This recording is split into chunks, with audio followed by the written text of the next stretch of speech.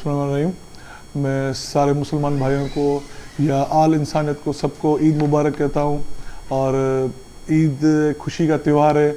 जैसे हम होली, दिवाली या और जो भी हमारे भाई पाकिस्तान में रहते हैं, किसी भी मज़हब से ताल्लुक़ रखें, क्रिश्चियन हो, हिंदू हो, जो भी हो, उन सब की इज़्ज़त करते हैं। हम उन सब का जो भी त्यौहार होता है खुशी से मनाते हैं।